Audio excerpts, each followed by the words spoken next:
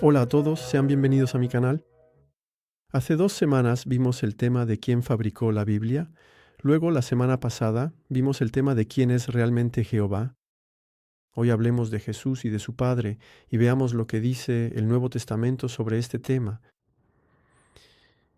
En la mayoría de las religiones cristianas, el Padre de Jesús y Jehová o Yahvé o el Eterno, es decir, se refiere al Dios judío supremo, que se manifiesta en las sagradas escrituras del Antiguo Testamento. Al abordar los 4 evangelios canónicos, intentando ignorar 2000 años de tradición cristiana, hay algo que llama inmediatamente la atención. Jesús habla constantemente de su Padre, pero muy raramente utiliza esa palabra. Dios. En los textos canónicos, en los 4 evangelios, se cuentan más de 130 apariciones de la palabra Padre, mientras que la palabra Dios, traducida al griego como Theos, aparece apenas una decena de veces, casi siempre en citas que Jesús hace del Antiguo Testamento. En los evangelios apócrifos, el Evangelio de Tomás, el Evangelio de Felipe o el de María, la tendencia es aún más marcada. La referencia es casi exclusivamente al Padre. El término Dios es extremadamente raro, a veces totalmente ausente. Entonces, esto sugiere fuertemente que los evangelios canónicos fueron ajustados en una época posterior para alinearse mejor con la nueva religión que estaban haciendo, una religión que quería absolutamente mantenerse conectada con el judaísmo y con su Dios único, Jehová. El retrato de Jesús que emerge de los 4 evangelios canónicos es el de un judío galileo que expulsa a un gran número de demonios, más de un centenar de casos. Si sumamos los relatos, cura a multitudes enteras y enseña casi exclusivamente por medio de parábolas, unas 40, sin conservarlas todas. En varias ocasiones Jesús elige deliberadamente sanar en día de sábado, colocándose así en confrontación directa con las autoridades religiosas de Jerusalén, es decir, los fariseos, los escribas y el Sanedrín, es decir, el clero oficial de la época, que gestionaba el templo y proclamaba a Jehová como el único Dios verdadero desde la restauración postexílica, es decir, después del regreso de Israel del exilio en Babilonia. Era, en cierto modo, el colegio central de la época. Entonces Jesús llega y ahí lo hace a propósito de estar en confrontación con ese elemento, el colegio central de la época. Y de hecho, menos de un año después del inicio de su actividad pública, esas autoridades ya buscan matarlo. Entonces, ¿acaso Jesús responde, dejemos que Jehová juzgue, ¿Él no me ha establecido como juez? No, al contrario, pronuncia una serie de condenas de una severidad extrema. Estas son palabras sumamente poderosas y directas que se pueden leer con todo detalle en el Evangelio según Mateo, específicamente a lo largo de todo el capítulo 23. En este importante pasaje de las Sagradas Escrituras, Él dice y proclama solemnemente ante la multitud, entre muchísimas otras cosas fundamentales y dignas de profunda reflexión para todos nosotros: Jerusalén, Jerusalén, tú que matas a los profetas, ¿cuántas veces quise reunir a tus hijos?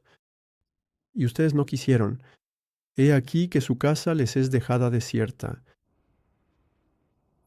Entonces, estas palabras resuenan para nosotros hoy, en el juicio que hemos pronunciado públicamente sobre el cuerpo gobernante, el 14 de julio de 2025. Un juicio que ha sido seguido desde entonces por una salida masiva de los testigos de Jehová. Por supuesto, esta no es la única razón, hay muchas otras razones. Pero este es uno de los elementos que será una pieza clave en lo que sigue, en el futuro. A menudo se nos ha reprochado a los 3 ancianos que emitieron este juicio, a este comité judicial que expulsó al cuerpo gobernante. A menudo se nos ha reprochado, no les corresponde juzgar, dejen que solo Jehová sea el juez. La respuesta se encuentra en los propios evangelios. Jesús no esperó a que Jehová juzgara. Él denunció pública y abiertamente los abusos del sistema religioso de su época. Otra observación importante. En el Nuevo Testamento griego, la palabra traducida como Dios es Theos, que corresponde al hebreo Elohim, un plural. Por lo tanto, Theos también es un plural, al igual que Elohim es un plural, pero Jesús, por su parte, prácticamente nunca habla de los Elohim.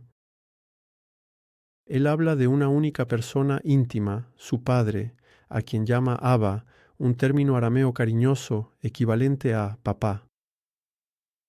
De hecho, ningún judío piadoso de la época se habría atrevido a dirigirse a Dios de esa manera.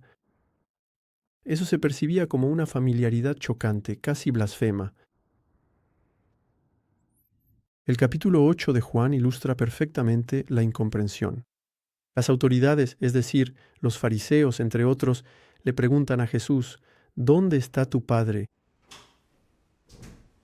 ¿De dónde te vienen todos esos poderes? Y entonces Jesús responde, sí, eso viene de mi Padre. Y ellos dicen, sí, pero nosotros tenemos un Padre, es Abraham. Abraham es nuestro Padre. Jesús replica que si realmente fueran hijos de Abraham, no buscarían matarlo porque Abraham no habría querido matarlo. Y da esta respuesta tajante. Él dice, ustedes tienen por padre al diablo. Él ha sido homicida desde el principio. Ahora bien, quien introdujo la muerte en el mundo desde el principio, como vimos la semana pasada en los 3 primeros capítulos del Génesis, es precisamente Jehová, Yahvé, quien pronuncia la sentencia. ¿Morirás a Adán y Eva? Si comían del árbol del conocimiento del bien y del mal, y de hecho comieron, por lo tanto, murieron. Así que, aunque Jehová no los destruyó directamente, en todo caso, Él es un homicida en ese sentido porque ellos murieron ya sea por su culpa o por su responsabilidad personal. Por lo tanto, descubrimos a un Jesús que critica radicalmente la religión institucional judía y que busca liberar a los individuos de cualquier dominio religioso. Rechaza claramente el papel de Mesías nacional, que muchos esperaban. Ese rey guerrero que debía restaurar el trono de David expulsó al ocupante romano. La única vez que acepta el título de Mesías es frente a la samaritana, y aún así de manera muy sobria. En otros lugares, huye o hace callar a quienes quieren proclamarlo rey.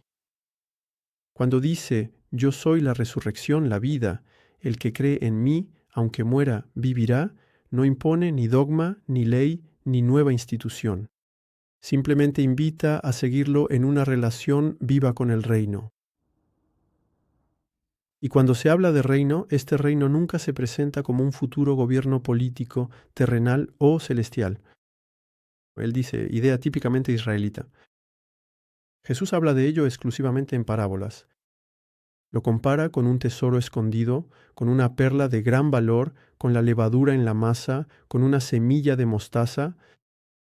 Y en los textos apócrifos, en los evangelios, el evangelio de Tomás, por ejemplo, el evangelio de Felipe, es aún más explícito. El reino no es un lugar exterior o escatológico, ya está esparcido sobre la tierra, dentro y alrededor de nosotros. Pero los hombres no lo ven. Un último ejemplo llamativo es la cena pascual, o la última cena. El evangelio de Juan, el más espiritual, no dice ni una palabra al respecto. En Marcos y Mateo no hay ninguna instrucción. Haced esto en memoria de mí. Esa frase solo aparece en Lucas. Sin embargo, todas las iglesias cristianas la han convertido en el rito fundador por excelencia. El carácter sacrificial y expiatorio de la muerte de Jesús permanece muy discreto en los textos canónicos y está totalmente ausente en los apócrifos.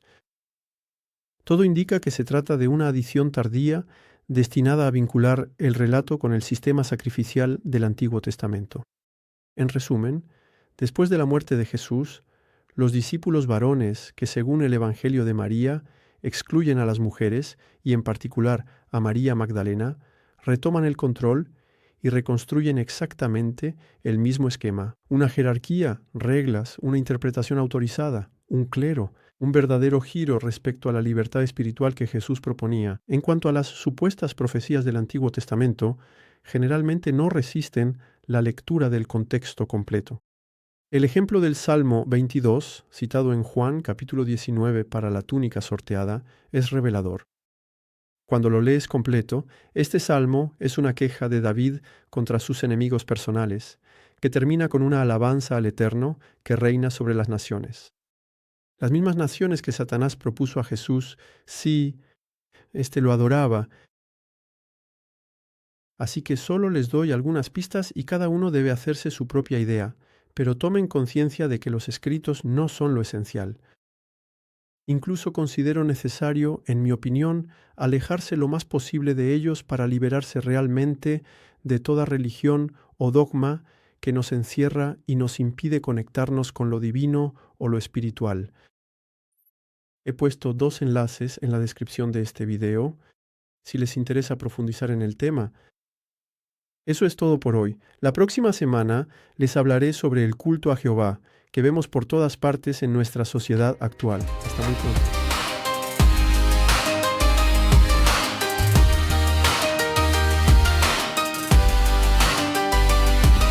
They stole our breath, they stole the open sky, said it's for your